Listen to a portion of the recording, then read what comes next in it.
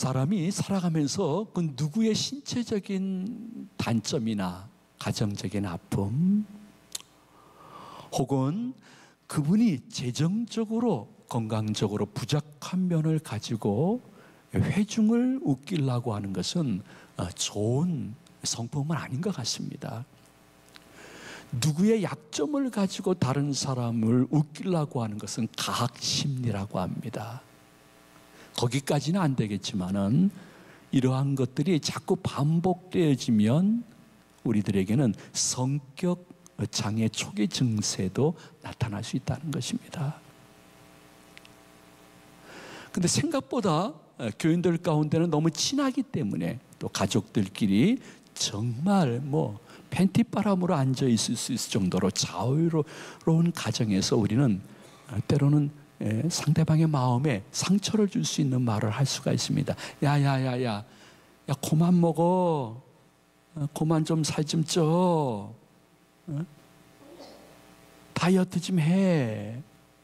근데 실제로 솔직히 다이어트를 하고 싶고 다이어트를 하는데도 살이 안 빠지는 것은 어쩔 수가 없는 것입니다.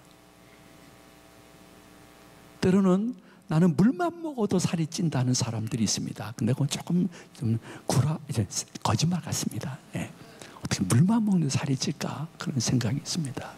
그러나 살쪘다는 것 자체는 내 신체적인 약점이기 때문에 내가 제일 아픔을 알고 있는데 꼭 그것을 가지고 얘기할 필요가 있을까? 여러분, 때로는 장례식 가서 많은 말 하는 것보다 같은 동성이거든 한번 꼭 껴안아 주는 것, 그것이 더 큰 위로가 된다는 거 아시는지 모르겠습니다. 요새 이렇게 머리가 점점 벗겨지시는 분들이 많이 계십니다. 그런데 여러분, 아유, 왜 이렇게 머리가 많이 벗겨졌어요? 무슨 스트레스가 있어요? 근심이 있어요?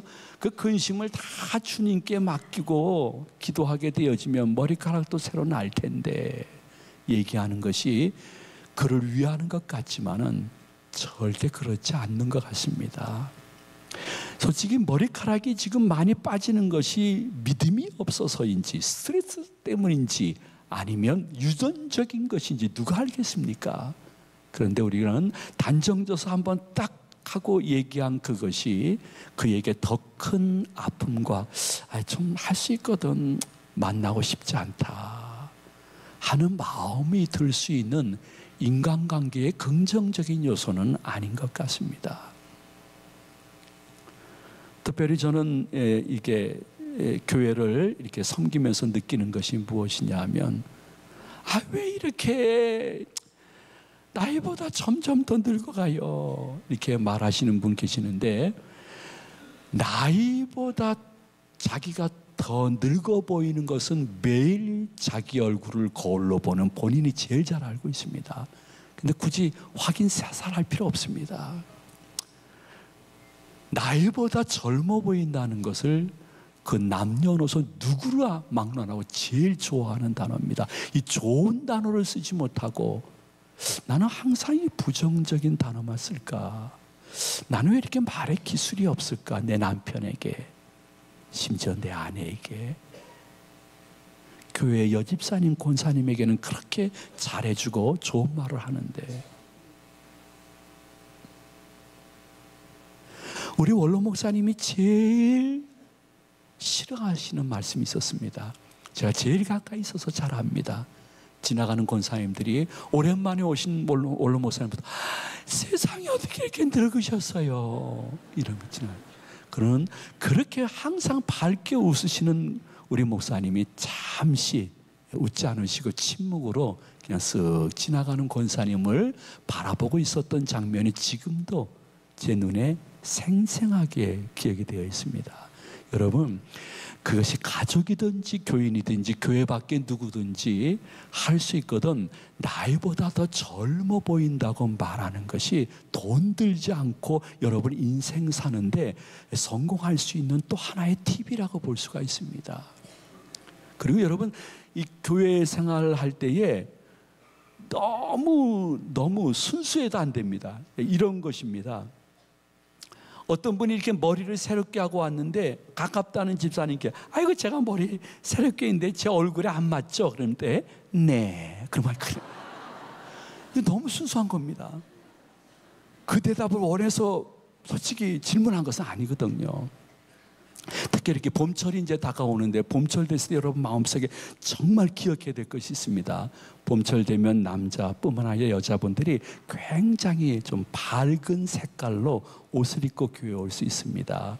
근데 자신이 그렇게 밝은 색깔을 입고 왔을 때 조금 마음에 본인도 부담이 됩니다. 그래서 가까운 권사님께 아이고 내가 지금 이 너무너무 밝은 색깔을 오늘 고른 것 같죠? 했을 때 네 하게 되었지만 정말 밥맛 떨어지고 예배 드릴 맛이 없는 것입니다. 여러분이 한번 대표기도를 준비해 보십시오. 대표기도 한번 준비하는 것이 얼마나 힘들다는 걸 알게 될 것입니다. 우리 교회 오래됐지만 어떠한 여집사님은 헌신예배, 여전대 헌신예배 때 대표기도인데 그 대표기도를 준비하다가 계속 스트레스 받고 중압감에 막 억눌려 있다가 토요일날 쓰러져 입원했습니다. 결국 못하셨습니다. 그렇게 힘든 게 대표기도입니다. 근데 대표기도 하게 되어지면 친한 분에게 한번 듣고 싶은 말이 있습니다. 아유, 이번 기도 은혜 받았습니다 하는 마음으로 아이고 제가 너무 오늘 대표기도가 길었죠 하는데 네 길었어요 하면 그것처럼 기분 나쁜 일이 없습니다. 말은 저는 기술이고 언어는 예술이라고 생각합니다. 좋은 말이 참 많을 것 같은데 지금 우리 교회가 이런 부분에 있어서 같이 많이 서로 말씀을 나눴기 때문에 정말 엄청 줄었지만은 그럼에도 불구하고 야야야야 너 왜 취직 안 하니? 야 너 왜 결혼 안 하니? 얘야 너 왜 임신 안 했어? 아유 임신해 빨리 습관성 유산 될 수 있어. 이렇게 염려하고 친하기 때문에 얘기하는데 거의 상대방에게는 치명적인 것입니다. 취직 안 하는 것이 아니라 못하는 것입니다. 결혼 안 하는 것이 아니라 못하는 것이고요. 솔직히 임신 안 하는 것이 아니라 못하고 있는 것입니다. 근데 매주일 그분이 와가지고 날 만나게 되면 그 좋은 말이 많은데 또 이 말을 계속 반복적으로 네다섯 번 듣다 보면 교회 나오기가 싫습니다. 그리고 나의 취직과 결혼과 임신 여부를 모르는 다른 교회에 가서 신앙생활하고 싶어서 조용히 교회를 떠나는 분도 계셨습니다. 제가 얘기해도 안 됩니다. 마음의 상처가 너무 컸기 때문입니다. 그러니까 우리는 나가서 전도도 하지 않고 들어온 교인들 조금 친하다고 내가 절제하지 못하고 이렇게 얘기한 것이 물론 우리는 항상 이렇게 안 변합니다. 나 그분 시험 들라고 이렇게 말한 거 아닙니다. 나 그분 교회 떠나라고 말한 거 아닙니다. 목사님 오해하지 마세요 할지 모르지만은 현실은 그렇고 결과는 그렇다는 얘기입니다. 흔히도 우리 마음속에 여러분 조심해야 될 것은 피차 우리 잘하고 있지만은 어느 부서이든지 다 봉사하는 분들끼리 단톡이라고 단체 카톡하는 게 있습니다. 그 단톡은 너무 좋은 것입니다. 그 단톡을 가지고 우리는 각자 부서의 혹은 위원회의 최근 정보와 모임 소식과 앞으로 행할 일들에 대해서 자세히 공지하는 데는 최고입니다. 근데 그 단톡 속에 내가 감정을 잘 조절하지 못해서 내가 기분 나쁘다고 누구를 비꼬는 이야기를 쓴다든지 혹은 비판하는 이야기를 쓰게 되어지면 그 단톡은 어쩌면 나쁜 영의 도구가 될 수 있는 확률이 엄청 많습니다. 차라리 안 하는 게 낫습니다. 우리가 살아가면서 그 누구에게 상처를 줄 수 있는 말을 할 수 있고 글을 쓸 수 있을 때 항상 기억해야 될 것은 그 대상이 내 자식이라면, 내 아내, 내 남편이라면 내가 이 글을 쓸 수 있을까? 내가 이 말을 할 수 있을까? 한 번만 생각해도 놀라운 성품, 영성의 변화가 있지 않을까 생각해 봅니다. 우리 교회는 어떠한 교회보다 평화스럽고 하나 됐고, 새신자들이 오셔서 신방하면 대부분의 교인들이 하는 얘기는 교회는 크고 교인들은 많은데 왠지 가정처럼 포근한 느낌이 듭니다, 이렇게 얘기를 합니다. 이유는 어디 있을까요? 하나님의 은혜지만은 성도님들이 실생활 언행에 나름대로의 절제와 배려가 있었기 때문에 가능하다고 생각합니다. 우리가 자주 끄집어내야 될 것은, 우리는 미안합니다, 세상 분들과 달리 이미 예수 그리스도 안에서 한 피바다 한 몸 이룬 형제요 자매인 것입니다. 우리는 예수님 안에서 하나입니다. 자, 그러면 우리가 한 번쯤 생각해 봐야 될 것은, 나는 왜 가족이나 교인들에게 그냥 거침없이 이야기하고 때로는 상대방의 약점과 단점과 부족함을 가지고 농담 삼아 이야기하면서 대리 만족을 취하고 있을까? 아니, 목사님, 저는 그냥 할 말은 하면서 사는 사람입니다. 제일 비성경적인 단어입니다. 나는 왜 이럴까? 혹시 하시는 분들이 계시면, 나는 왜 남편에게, 나는 왜 아내에게 왜 이럴까? 그 이유가 무엇일까? 그 이유는 바로 지난날 오랫동안 내 안에서 형성된 그 사람에 대한 편견, 그리고 그 편견 때문에 그 사람을 만나게 되어지면 마음속에 분노 혹은 격동함 때문입니다. 편견, 분노. 여러분, 베드로도 훌륭한 분이었지만은 한때 그분은 편견이 있었습니다. 이방인에 대해서. 그리고 이방인에게 복음이 전파된다는 것은 거룩한 분노가 날 정도로 안 되는 일이었습니다. 이건 유대인들에게 있어야 될 일이라고 생각한 것입니다. 그런데 어느 날 베드로가 전도를 나갔습니다. 어느 피장집에 들어가서 잠깐 쉬게 되었습니다. 우리 6절을 한번 다 같이 보도록 합니다. 저는 피장의 시몬의 집에 우거하니 그 집은 해변에 있느니라 하더라. 아멘. 피장이라는 것은 가죽을 가지고 혹은 신발이나 옷이나 천막을 만들어서 생계를 유지하는 사람을 말합니다. 이 피장집에 잠깐 둘러서 다음 전도지를 위해서 쉬면서, 아이고 시간이 됐습니다, 아이고 벌써 이렇게 됐네, 내 기도 시간인데 하고 베드로는 항상 어느 집에 가든지 위쪽에 올라가서 조용히 기도를 했습니다. 우리 한번 다 같이 9절을 봉독하도록 합니다. 이튿날 그들이 길을 가다가 그 성에 가까이 갔을 그때에 베드로가 기도하려고 지붕에 올라가니 그 시각은 제6시더라. 아멘. 신앙인은 꼭 필요한 것이 무엇이냐 하면 기도하는 장소와 시간입니다.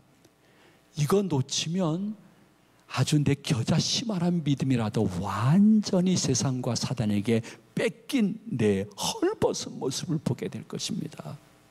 여러분들도 신앙생활하면서 내 기도하는 시간과 장소가 분명히 있어야 됩니다.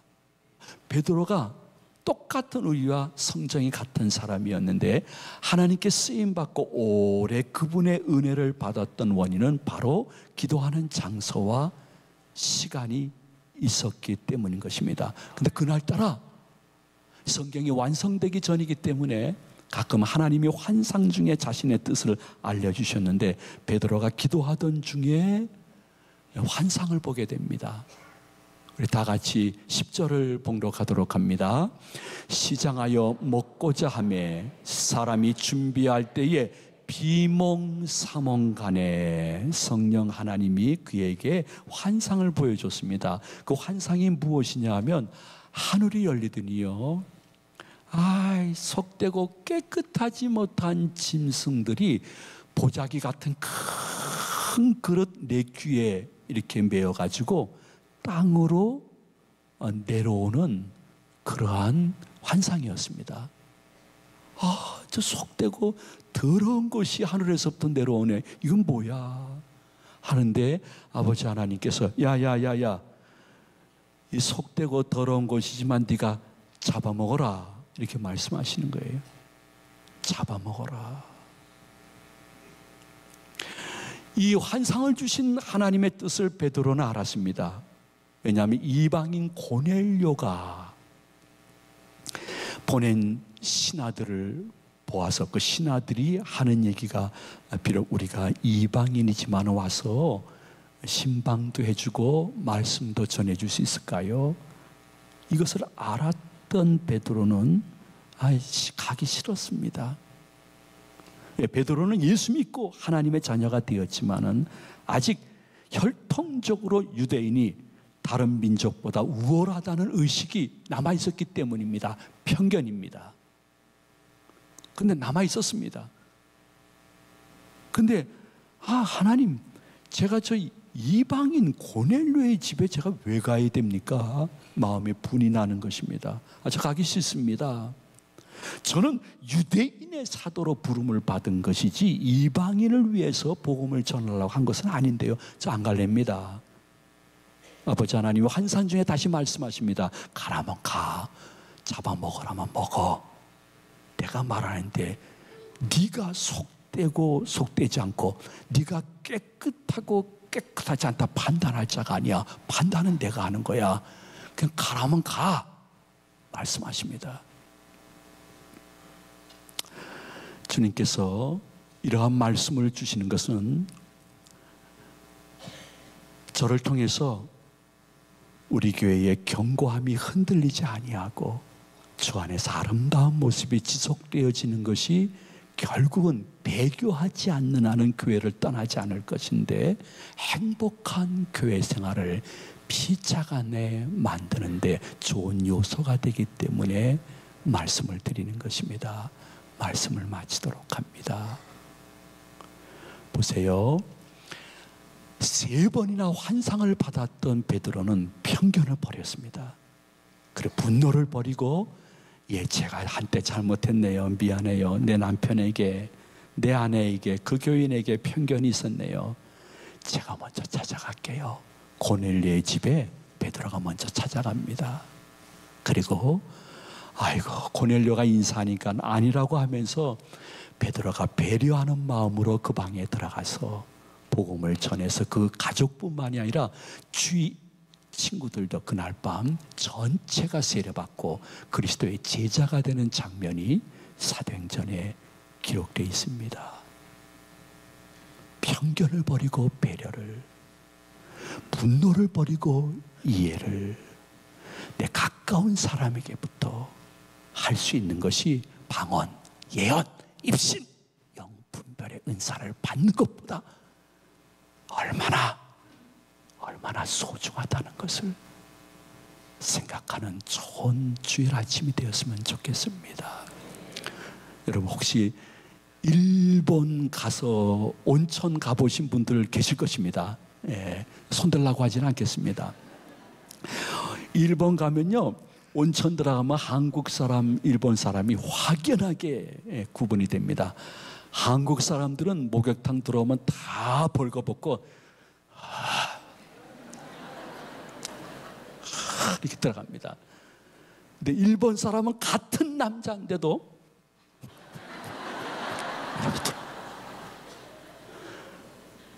아주 어려서 또 배려가 몸에 담겨져 있기 때문입니다. 한국 사람들은요, 물이 뿔 때 하면서 뿌립니다. 일본 사람들은요,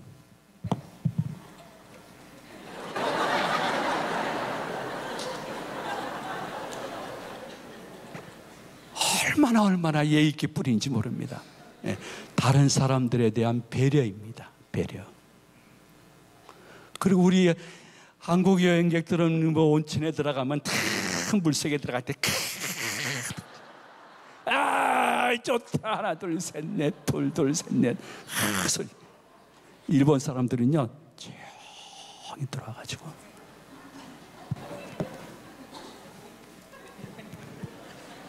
근데 나 그거 왜 그런지 모르겠는데 자기 쓰는 수건을 머리 위에다 또 올려놓습니다. 이렇게 다 올려놓고.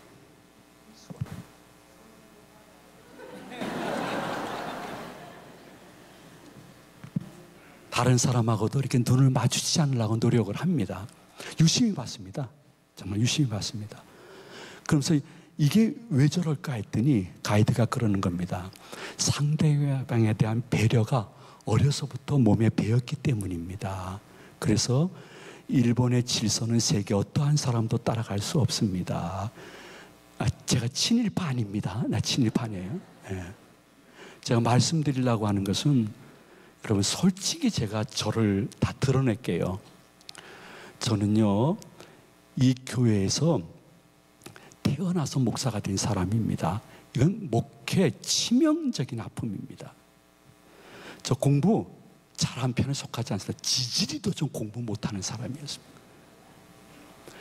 누가 보더라도 저는요 목회 은사가 여러 가지가 없습니다. 심지어 저는 제 또래 동기들을 보게 되면 얼마나 저 동기들은 정말 나이보다 젊어 보이고 잘생겼는지, 야 남궁원 같다 이렇게 하는 동기들도 얼마나 많은지 모릅니다. 저는 또 신체적인 약점도 얼마나 많이 있는지 모릅니다. 특히 발음하는데 얼마나 힘든지 모릅니다. 그런데 그저 한 교회에서 지금까지 쓰임받을 수 있는 그러한 이유가 있다 그러면 저는 100% 하나님의 은혜라고 생각합니다. 근데 그 하나님의 은혜 가운데 제가 받은 은혜는 무엇이냐 하면 할 수 있거든. 여러분들이 증인일 것입니다. 저는 편견이 없습니다. 전 급히 분노하지 않습니다. 여러분이 증인입니다. 저는 편견보다는 배려를, 분노보다는 이해를, 그를 끝까지 난 모든 게 다 부족하니까 요거 하나는 붙들고 간다. 하나님이 그것은 예쁘게 보신 것 같습니다. 이 양 살아가는 인생길 주님이 부르실 때까지 가정에서나 교회에서 이 말씀이 삶 속에 잘 적용될 수 있는 모든 주의 백성들과 우리 시청자님들 되시기를 예수님의 이름으로 축원을 드립니다.